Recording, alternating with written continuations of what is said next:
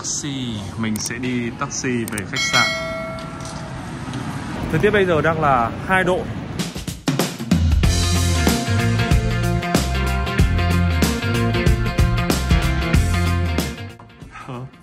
Ok, được, sạch sẽ. Đang là mình sẽ làm room tour sau nhá. Bây giờ đã là 8 giờ rồi. Mình sẽ đi ăn sáng một cái gì đấy. Sau đấy thì mình qua sân vận động Old Trafford luôn. Tại vì là 10 giờ thì mình có đặt vé Stadium Tour. Thì phải có mặt trước 1 tiếng là 9 giờ. Mà từ khách sạn mình đi qua đó mất khoảng 30 phút. Rồi, một chút nữa thì mình về thì mình sẽ room tour cho mọi người xem phòng khách sạn như thế nào nhé. 1, 2, 3, 4, alo, 1, 2, 3, 4. Hôm nay là ngày đầu tiên mình ở Manchester. Đây là khách sạn Brooklyn mà mình ở này mọi người. Kiểu lạnh mưa phùn như này này. Bây giờ chỉ cần thêm cành đào nữa thôi là chuẩn thời tiết Hà Nội mưa xuân thì còn gì nữa. Chinatown ngay bên kia. Khách sạn trung tâm lắm.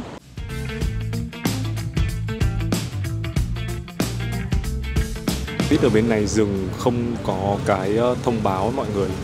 Không có cái thông báo điểm đến cho nên là phải để ý ở trên điện thoại. Không thì sẽ bị lỡ bến mất. Có mặt ở Sir Alex Stand để bắt đầu cái tour Stadium Tour này nhá. Nó rộng, nó hút gió ấy. Lạnh cóng vào tay rồi.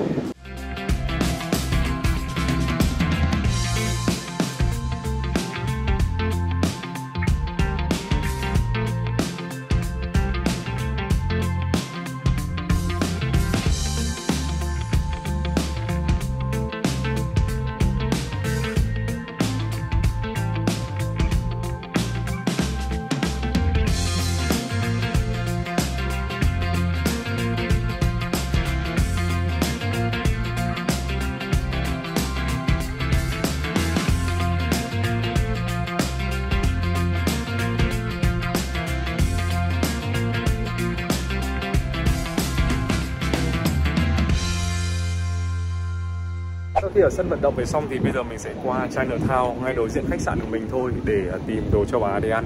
Nói chung trời lạnh này, ăn phở Việt Nam vẫn là nhất. Thôi ăn phở thôi.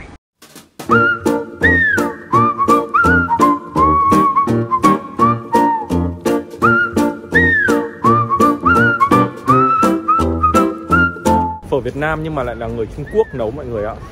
Ăn cũng được. Tất nhiên thì không thể nào bằng phở Việt Nam mình đâu. Nhưng mà với cái hoàn cảnh như thế này thì có còn hơn không. Mình nghĩ rằng là 3 ngày tới chắc là mình sẽ là khách quen ở đấy luôn mất. Ok, bây giờ sau khi mà nghỉ ngơi xong mình sẽ dẫn các bạn đi đến một chỗ này. Đến một câu lạc bộ đá bóng cũng cùng thành phố.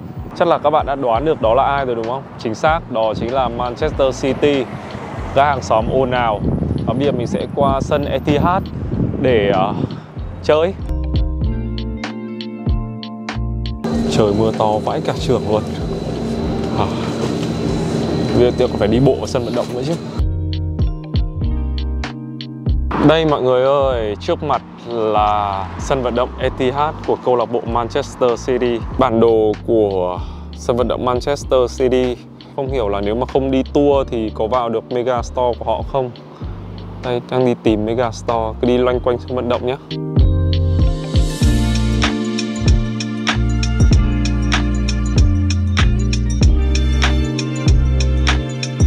Không biết quan điểm của mọi người về đá bóng là như thế nào.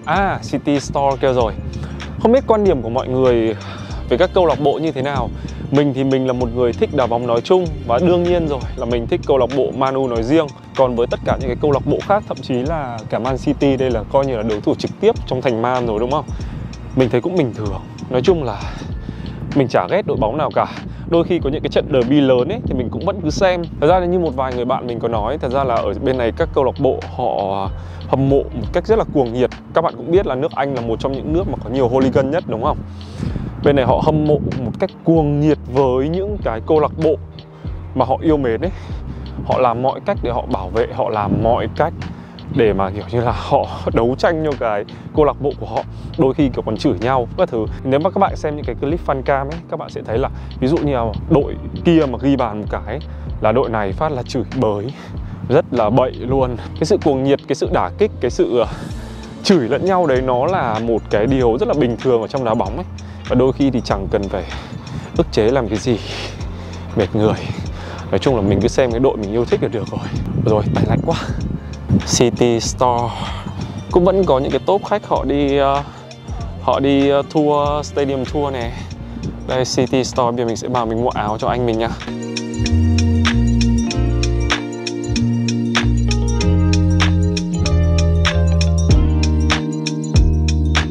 Áo made in Việt Nam ạ. Vãi trưởng. Sang Anh để mua áo. Làm Việt Nam. Tôi hỏi các ông này, mai mà mặc áo này đi xem Man U với cả Barca thì sống hay chết? Tôi hỏi các ông thì sống hay chết?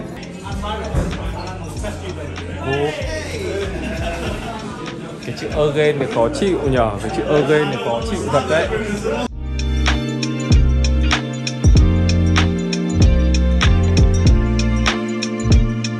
Thật ra thì bỏ qua những cái scandal gần đây của Man City, nói gì nói phải công nhận Man City cũng là một đội bóng giỏi. Giỏi thì kiểu như là mới đấy, vừa xong cái cúp mọi người nhìn thấy đấy, Champion again. Thật ra thì là một đội bóng có thực lực thật sự mà. Năm nay thì cũng vẫn đang đứng thứ 2. Năm nay ngoại hạng Anh hấp dẫn đúng không? Các bạn công nhận năm nay ngoại hạng Anh rất hấp dẫn không? Đấy, mọi người đang đi tour này. Mọi người đang đi xem tour đây.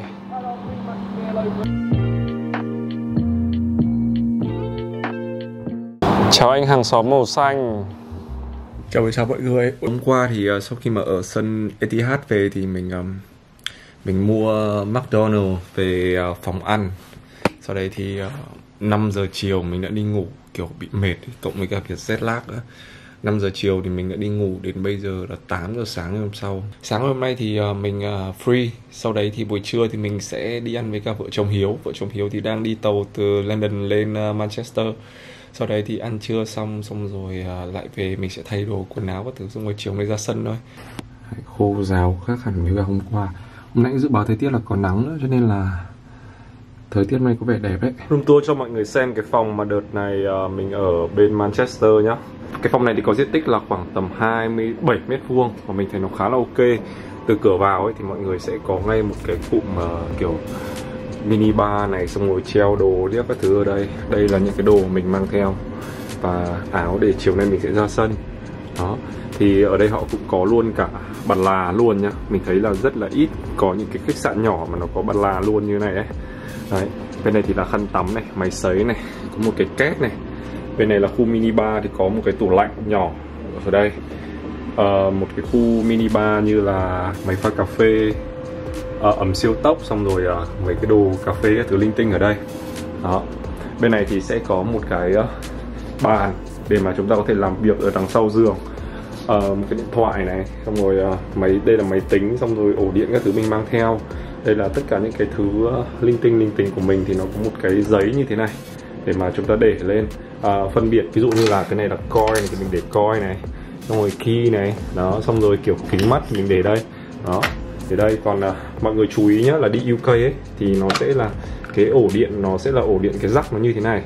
Đó, rắc nó như thế này, cho nên là mọi người phải mua cái ổ nối, cái ổ đa năng khi mà chúng ta đi du lịch ấy, cắm vào để mà mang cái chuyên đổi. Mình mang thêm một cái ổ điện này đi để kiểu, tại vì mình sạc nhiều các thiết bị ấy. Bên này thì là một cái bộ bàn ghế này. Đằng sau cái bàn làm việc thì là cái giường. Cái giường thì mình thấy nó rất là rộng rãi. Mình đặt đây là giường king, rất là rộng rãi luôn, mà nó có hai cái đèn ngủ ở bên. Có một cái ưu điểm của cái phòng này mà mình rất là thích, đấy là nó rất là sáng mọi người ạ. Nó rất là nhiều đèn và nó kiểu rất là sáng sủa luôn ấy. TV, Smart TV, mọi người xem kiểu Netflix hay là YouTube, thứ rất là ok. Còn đây là toilet này, cho mọi người xem. Toilet thì cũng rất là sạch sẽ. Đây là cái thanh này mọi người. Cái thanh này nó là một cái thanh nhiệt, thanh sưởi ấy. Cái khách sạn này mình ở ấy thì có tên là Brooklyn Hotel ở số 59 đường Portland. Vì cái này thì mình cũng tình cờ tìm ở trên mạng thôi, và cái này thì nó đối diện luôn Chinatown, cho nên là mọi người đi ăn uống những cái đồ châu Á về kiểu nhộn nhịp đông vui nhất ấy, thì nó nằm ở cái phố này rồi, cho nên là mọi người có thể tham khảo cái Brooklyn Hotel này nhá. Có một cái thú vị nữa là khi mà mình đặt cái phòng này, cách đây khoảng tầm 10 ngày ấy, thì cái phòng này nó có giá là khoảng 4,3 triệu cho một đêm. Nhưng mà hôm đó thì mình đặt 2 đêm. Đầu tiên là mình chỉ bị 2 ngày thôi, mình đặt 2 đêm, và khi mà ra bước thanh toán mình cứ đinh là mình thanh toán rồi, nhưng mà thế nào đấy mình out ra mình chưa thanh toán, cho đến cái ngày mà mình quyết định mình ở lại thêm một ngày nữa ở Manchester, tổng là 3 đêm ấy, thì mình mới vào để mình đặt thêm một ngày. Thì cái lúc mà vào mình đặt thì cái giá mà từ giá gốc nhá, nó ghi là 9,5 triệu này xuống 4 triệu mấy khi mà mình đặt lần đầu tiên, và cái giá cuối cùng nó có đúng 1,9 triệu chưa bao gồm phí thuế, và khoảng tầm 2,3 triệu. Trước mình mua hớ dã man, nhưng mà tình cờ là lần trước ấy, cái bill mà 2 đêm trước mình lại chưa thanh toán, là mình đặt 3 đêm mà mỗi đêm chỉ có giá là 2,3 triệu, tổng là 6,9 triệu cho 3 đêm thôi, rẻ hơn rất là nhiều đấy. Cho nên tự nhiên trong cái rủi có cái may là như thế. Bây giờ thì trước khi mà ra đường ấy, thì mình sẽ tranh thủ mình ngồi mình copy hết tất cả những cái file mà hôm qua mà mình đã quay từ trong điện thoại, trong máy ảnh các thứ ra, thì chẳng may là hôm nay đi mà thẻ nhớ từ nó có vấn đề gì thì còn có cái file của ngày hôm qua đấy. Bây giờ mình sẽ ngồi copy hết mọi thứ ra, sau đó thì chúng ta sẽ đi ăn sáng nhé.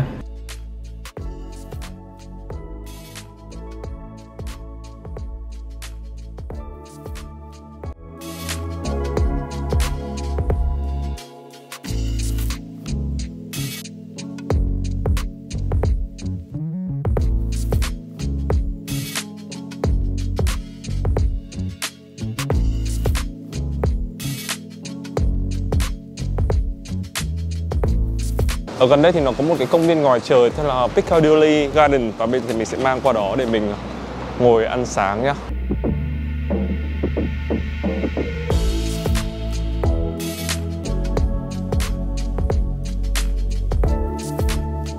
Bắt đầu ra xin ăn.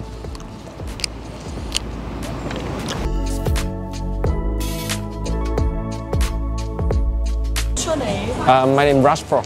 That's great. Thank you so much. Yeah. Mình mua một ly Starbucks, mình bảo tên mình là Rashford. Thì biết cái gì đây? Chịu luôn. Mua một ly Starbucks, uống trên đường đi ra nhà thờ. Good boy. Bye bye. Trời rất là lạnh luôn ấy. Xong rồi kiểu có bạn chó bạn đừng đấy để xin tiền cho bạn ý 3 bảng.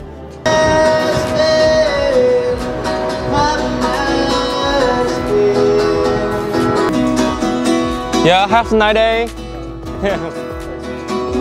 Nếu mà đi mọi người đổi ít tiền mặt thôi nhá, dùng tiền trong thẻ, có thẻ tín dụng ấy nó ok hơn. Mình là một người rất thích đi bộ ấy, cho nên hôm nay với một ngày thời tiết đẹp như này thì mình sẽ đi càng nhiều điểm càng tốt. Không nghĩ là sẽ đi nhiều cho nên là mình không mang pin theo, mà cái máy này của mình nó sẽ sắp hết pin mất rồi. Đây là bên ngoài nhà thờ này mọi người, nhìn rất là đẹp luôn.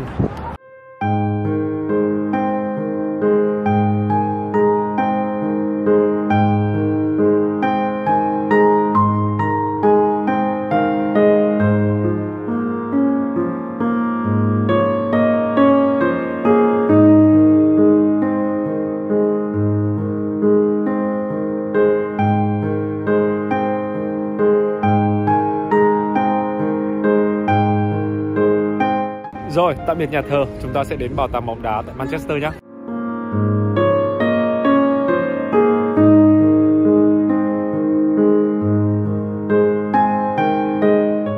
Sẽ là mua vé xong thì mình mới biết là từ giờ đến 1 giờ chiều, cái ca từ giờ đến 1 giờ chiều là full hết rồi. Có nghĩa họ vẫn theo khung giờ mọi người, 30 phút. Đó, và 1 giờ chiều thì mới có cơ, cho nên là hôm nay thì không đi xem được rồi, cho nên là mình sẽ để về, mình sẽ đặt vé online và ngày mai thì mình sẽ quay lại, tại vì ngày mai mình còn nguyên một ngày ở đây mà. Mình không biết là thực tế bên này họ ăn sáng, họ ăn có nhiều không nhỉ? Từ sáng đến giờ mình uống như thế là 2 cốc cà phê, cốc Starbucks là size lớn nhất với cả 3 cái bánh rồi. Và từ nãy đến giờ khoảng tầm 2 tiếng bây giờ mình lại đói.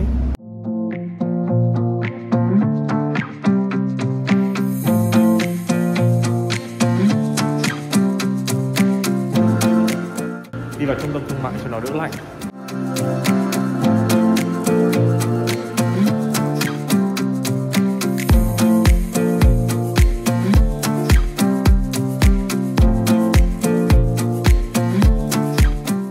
Nói chung là trung tâm thương mại thì như trung tâm thương mại thôi.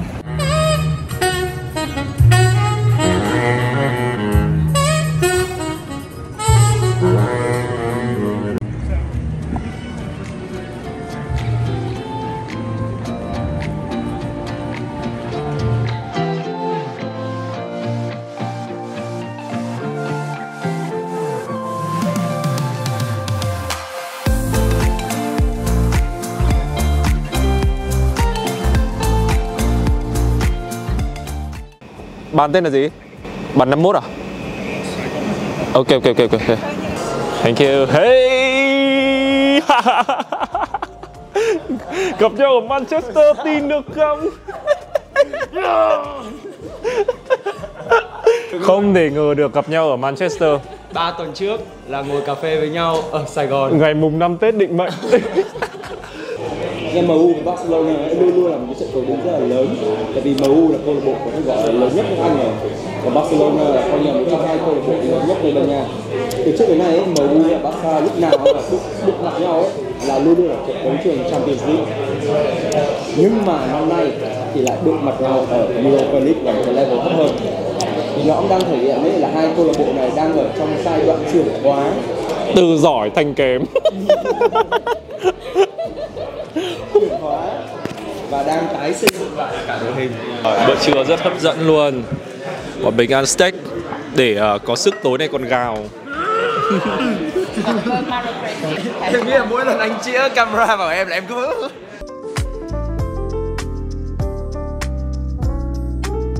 Ok, mấy anh em tôi đã ăn xong.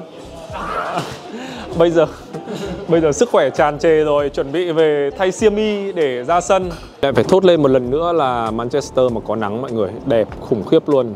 Mình với cả Hiếu sẽ về thay đồ này, xong rồi 3 giờ, 8 giờ mới đá nhưng mà 3 giờ hai anh em sẽ hẹn nhau ở sân. Thế đi 3 giờ hẹn nhau ở sân nhỉ? Ok, 3 giờ hẹn nhau ở sân. Mình sẽ quay phim chụp ảnh, làm content ở đấy. Rồi. Và sau đấy là hai anh em sẽ chạy ngay lập tức đến cái chỗ Munich Tunnel là chỗ để xin chữ ký và chụp ảnh cho cầu thủ khi mà họ mới đến sân vận động. Em nhớ mang bút nhá. Thú thực với mọi người luôn là kiểu anh em gặp nhau bên này siêu vui ấy, vui lắm luôn ấy. Mà mình thấy rằng là người ở bên Manchester họ cực kỳ là vui vẻ luôn, kiểu họ rất là thích cái kiểu quay ấy, các thứ họ rất là welcome, họ thoải mái dã man luôn. Mà họ đi đâu cũng kiểu thân thiện này, xong rồi kiểu họ đứng lại để cho mình chụp ảnh các thứ. Xong rồi luôn mình có hỏi Hiếu là mình hơi bất ngờ tại vì không nghĩ người ở bên Anh họ thân thiện như thế. Thì Hiếu bảo là người bên Anh thân thiện lắm, thích lắm. Midland Hotel. Đây là một trong những cái khách sạn lâu đời nhất ở Manchester đấy mọi người ạ. Khách sạn này là khách sạn lâu đời nhất ở Manchester đấy mọi người. Cái khách sạn này này. Và hôm mà mình đăng lên story là mình sẽ sang Manchester ấy, thì có một bạn người Việt. Bạn ấy làm ở hệ thống khách sạn này, bạn ấy có thể xin deal giảm giá phòng cho mình. Nhưng mà lúc ấy thì mình đã đặt ở Brooklyn rồi. Lần tới mà quay lại thì mình sẽ thử ở khách sạn này xem như thế nào. Siêu trung tâm luôn. Đẹp ha. Rất là ngon. Thơm mùi cà, ngon lắm.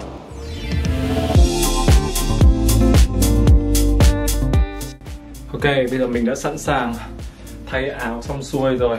Mọi người lưu ý này là khi mà mọi người đi xem đá bóng ấy thì mọi người sẽ không được, khi mà vào trong sân thì mọi người sẽ không được cầm ba lô lớn hoặc là những cái camera lớn, những cái camera máy cơ như mình đang quay cho mọi người xem này. Mà duy nhất là mọi người chỉ được cầm điện thoại đấy nhá. Let's go. Mình mặc như thế này, ai đi qua người ta cũng nhìn. Mình cứ tưởng thế này là bình thường ở đây chứ nhở. Vừa gặp một top fan Barca xong 5-6 ông. Thì này so với cả ngày hôm qua thì hôm nay khi mà có trận đấu ấy, ở ngoài sân vận động có rất là nhiều những cái hàng quán bán đồ ăn với cả đồ lưu niệm như thế này.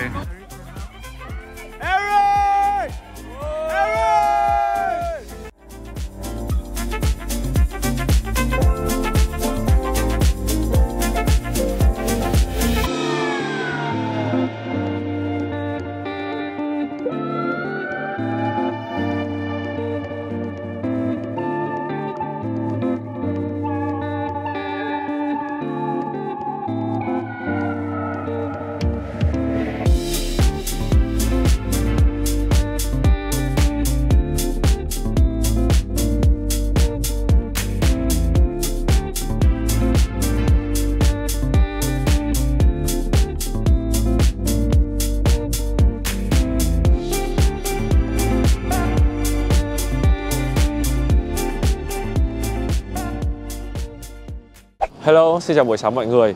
Bây giờ thì đang là 10 giờ sáng và hôm nay sẽ là ngày cuối cùng mình ở Manchester. Ngày mai thì mình sẽ bay trở lại Việt Nam. Bây giờ thì mình sẽ đi ăn brunch với cả Triển Chiêu. Không biết là có Lucky không? Thì hai bạn đấy là hai bạn host của page Việt Devil. Cảm nhận của mình một chút về cái trận đấu ngày hôm qua nhé mọi người. Chắc chắn rồi, mình rất là vui vì MU thắng đúng không? Nhưng mà có một cái điều nữa ấy, đấy chính là khi mà đi xem ở sân thì các bạn sẽ cảm nhận được cái không khí ở sân nó rất là cháy. Cái không khí ở sân siêu phê ấy mọi người.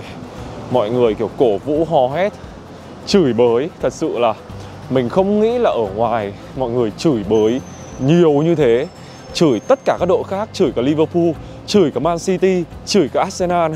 Có nghĩa là trong văn hóa bóng đá cổ vũ của họ, họ có những cái câu từ mà kiểu để đả kích các đội khác ấy, mặc dù là không đá cùng đội đấy. Thật sự là thấy kiểu sợ luôn, rất là sợ luôn ấy mọi người. Có một cái điều hạn chế khi mà mình thấy đi xem trực tiếp ấy, đấy là chúng ta sẽ không thể nào mà theo dõi được chi tiết tường tận tất cả những cái tình huống bóng giống như là khi mà chúng ta xem ở trên TV. Tại vì là mình ngồi ở một bên, thì khi mà các tình huống nó xảy ra ở cầu môn ở phía đối diện ấy, rất là xa.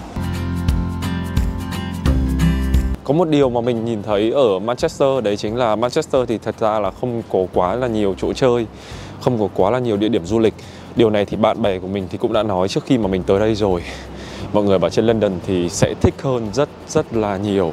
Cho nên là mình sẽ để dành cái dịp mà mình đi London này với cả mẹ heo. Như là sang bên này thì mình thấy nó rất là mới mẻ, tại vì là cái kiến trúc của nó thì công nhận là đẹp. Đó, còn để mà tìm chỗ chơi ở Manchester thì mình thấy không có nhiều mọi người nhé.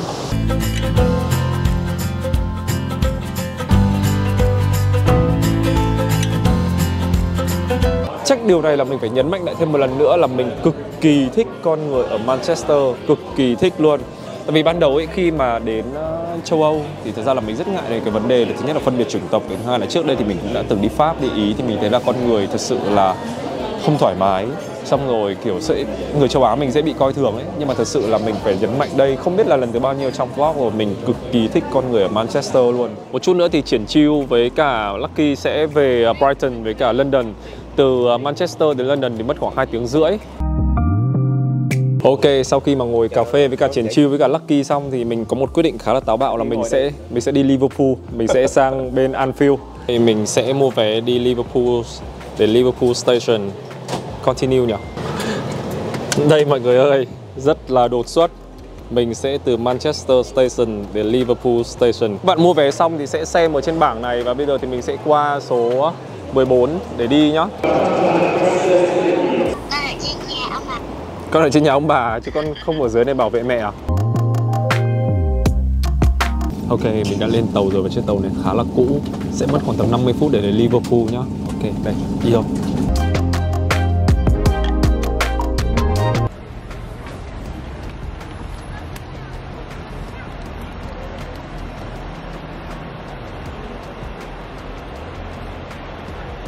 Kế hoạch này phát sinh và cái đoạn này nó sẽ hơi bị tiếng nó sẽ không tốt một chút, tại vì là cái mic của mình nó mới bị hết pin mọi người ạ. Hôm qua thì mình cũng không quên mất không sạc cái mic.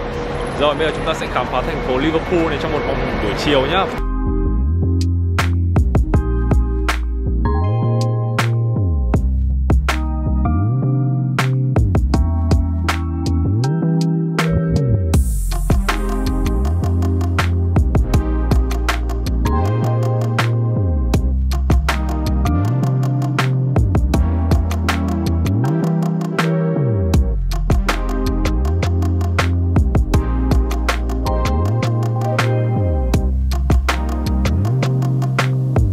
Kia là World Museum, là bảo tàng thế giới tại Liverpool. Đó, nhưng mà bây giờ trời đang nắng thì mình cứ đi bên ngoài trước, một chút nữa thì khi mà về thì mình sẽ vào trong cái bảo tàng này sau, tại vì nó cũng hay gần bến tàu ấy. Ở đây thì bây giờ mình sẽ tìm bến xe buýt để đi qua đấy. Ôi, thành phố này đẹp thật đấy.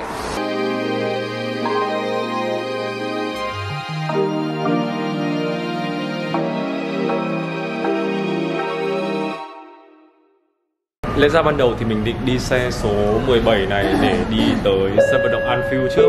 Nhưng mà tại vì là cái xe này bây giờ nó đang quá đông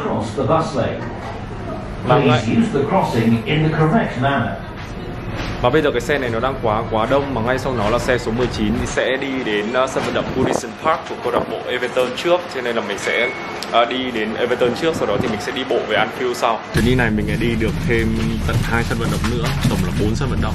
Yo.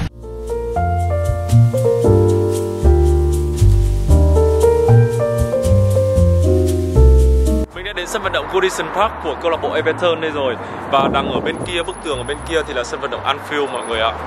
Nhưng mà mình nghi lắm, mình rất là nghi ngờ là có mỗi một mình ở cái sân vận động này mất.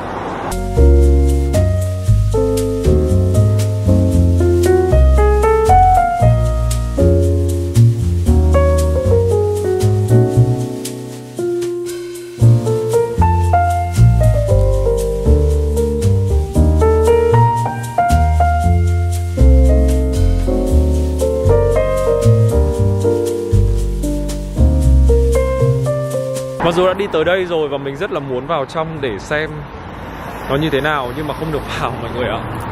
Họ không có stadium tour và mình cũng không biết rằng là có kiểu store để mà mua đồ không ấy, nhưng mà không được vào.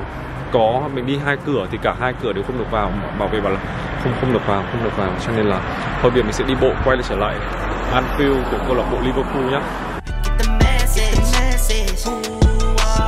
Mình thấy rằng là ở bóng đá ngoại hạng Anh thì hầu như là đội nào thì cũng mạnh cả, nhưng mà có 4 ông lớn mà mình thấy có một cái truyền thống rất là lâu đời. Đấy chính là Man U này, Arsenal này, Liverpool này, và Chelsea. Đấy là 4 đội mà mình thấy rằng là có cái bề dày lịch sử với cả có cái số lượng fan khá là đông đảo. Bây giờ thì mình đang đi bộ sang bên Anfield. Đây, trong này nó có một cái gì? Công viên siêu đẹp luôn. Đây là buổi tối mà kiểu ôi, bên kia người ta còn đang kiểu cho chó đi dạo nọ kia các thứ nữa. Công viên siêu rộng ấy. Thực sự thành phố này rất là trong lành luôn đấy mọi người.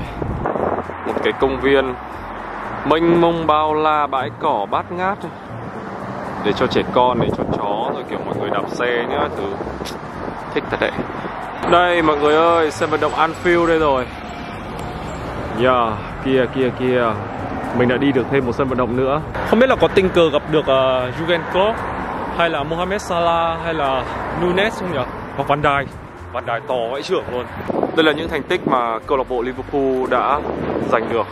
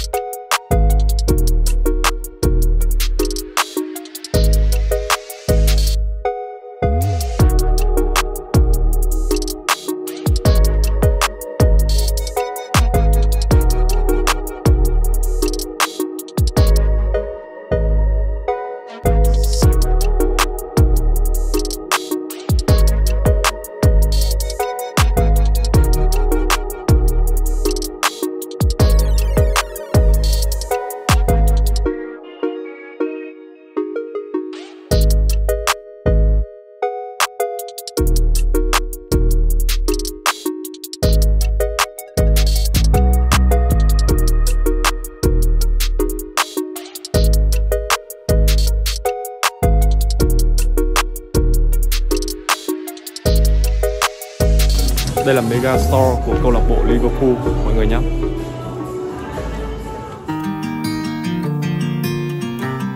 Nếu so sánh với cả Manchester thì mình thấy rằng là Liverpool sạch sẽ hơn rất là nhiều này, đường phố rộng rãi hơn nhiều này, mà công trình kiến trúc mọi thứ nó quy hoạch đẹp hơn rất là nhiều luôn đấy. Và nếu mà các bạn đi vòng xung quanh của Manchester thì mọi người sẽ thấy là thành phố nó kiểu thành phố công nghiệp ấy, trước này nó là thành phố công nghiệp mà, cho nên kiểu nó đang xây dựng khắp nơi luôn. Nhưng mà ngược lại ở Liverpool thì mình thấy rằng là mọi thứ hoàn hảo luôn ấy, từ không khí này, từ cảnh quan, nhà cửa, mọi thứ rất là đẹp luôn. Đây là nhà cổ 5 tầng tại Liverpool và đây cũng như là khu trung tâm luôn mọi người. Lại một cái bảo tàng nữa. Đó, thì cái ngôi nhà cổ này thì sẽ được bảo tồn lại và trở thành cái nơi địa điểm tham quan và du lịch.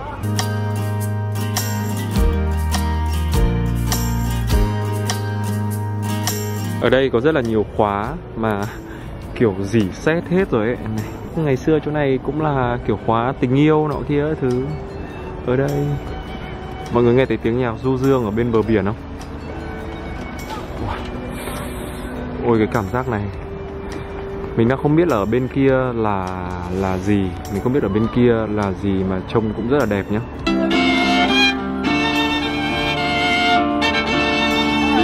Chiều hoàng hôn ở Liverpool. Bây giờ mình chỉ ước một điều là có mẹ Cam với cả Cam ở đây.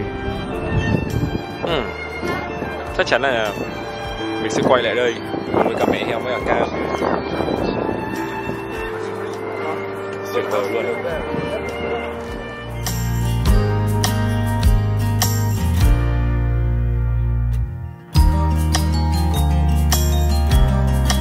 Mình có đọc về thành phố Liverpool ấy mọi người, thì mình thấy rằng là ở thành phố này có rất là nhiều bảo tàng đây cũng là nơi sinh của ban nhạc The Beatles nữa, cho nên là cũng có cả bảo tàng về ban nhạc The Beatles cũng như là cái căn nhà mà ngày xưa họ sáng tác nhạc ở đây. Cho nên là những bạn nào mà thích âm nhạc ấy và đặc biệt là thích The Beatles thì các bạn có thể thử đến thành phố này. Ngoài ra thì ở đây có rất nhiều bảo tàng khác nữa, ví dụ bảo tàng Liverpool này, bảo tàng Titanic này. Trước khi mình đi đến đây ấy, thì mọi người cứ bảo là thành phố này thì trông mưa lắm, chán lắm, râm rê lắm. Từ Manchester đi đến đây thì cũng không sao mọi người thấy đấy, mình đường đột có cái kế hoạch này, đi mua vé tàu một cái, lên tàu ngồi 50 phút là lại tới thành phố này rồi.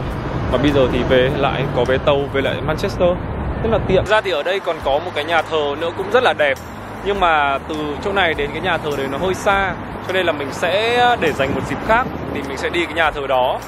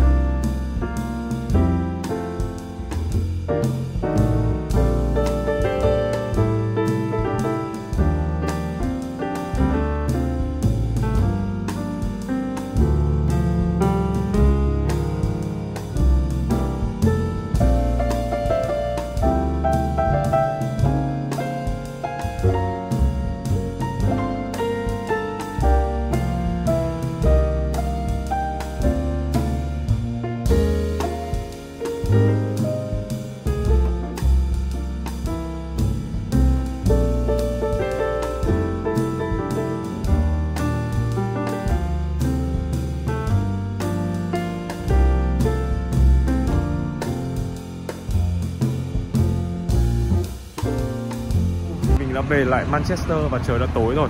Cái bến mà mình về này thì nó là Manchester Victoria, nó gần cái chỗ mà nhà thờ Manchester với cả cái bảo tàng bóng đá quốc gia của Manchester mà hôm qua mình đi đấy mọi người. Ok, bây giờ mình sẽ đi bộ long dong về Chinatown để mình ăn tối tại đó nhé. Cùng thì mình vẫn chưa đi ở cái bảo tàng bóng đá này. Thế ra hôm nay định đi đấy, nhưng mà hôm nay lạc trôi hơi xa sang tận Liverpool. Sau khi mà đi ăn về xong thì bây giờ thì mình sẽ dành cả một buổi tối để mình ngồi làm việc, thủ nốt mấy cái tiếng buổi tối này mình dựng thêm video nữa mà mình gửi cho mọi người được cái series UK này của mình nhanh nhất và để cho mọi người có thể xem nha. Mình đã soạn sơ xong đồ rồi, một chút nữa thì mình sẽ check out để đi về Việt Nam nhá. Cửa hàng ăn sáng bên này họ mở khá là muộn, thường là khoảng tầm 8 giờ, 8 rưỡi thì các cửa hàng ăn sáng mới mở. Thường thì các nhà hàng châu Á ở Chinatown này thì 12 giờ trưa họ mới mở, cho nên là mọi người chú ý nhá, đừng đi ăn sớm quá, 12 giờ đổ đi họ mới mở nhá. Nếu các bạn đến Manchester thì các bạn sẽ nhìn thấy một điều là có rất nhiều nơi có biểu tượng hình con ong. Và cái hình ảnh con ong này ấy, nó chính là cái biểu tượng cho sự giàu nghị lực này, sáng tạo và siêng năng của con người ở Manchester. Lẽ ra ngày hôm qua thì mình định vào cái bảo tàng này 10 giờ nó mới mở. Mình định khoảng tầm 10 rưỡi thì mình sẽ đi ra sân bay, cho nên không biết là kịp không ạ.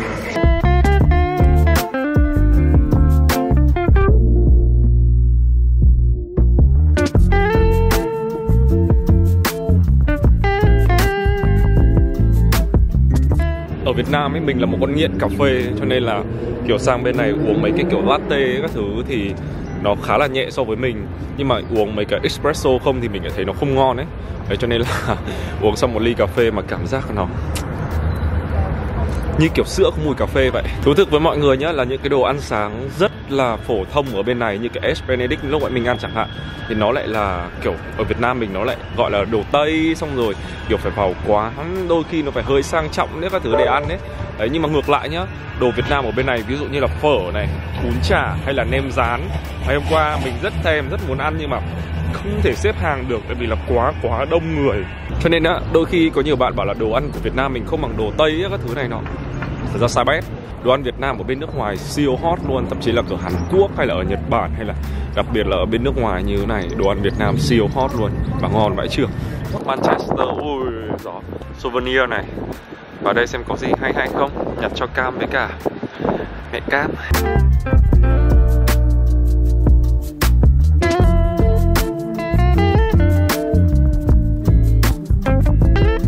Mình thấy rằng là Manchester là một thành phố cũng khá là nhỏ thôi, nhưng mà xứng đáng để đến nhé mọi người. Trước khi mà sang bên Anh ấy, thì mình đã xác định luôn một cái tâm lý là sang bên châu Âu rất là dễ sẽ bị phân biệt chủng tộc rồi. Nhưng mà có thể là cái điều đấy nó vẫn diễn ra nhưng mình không gặp phải trong cái chuyến đi này.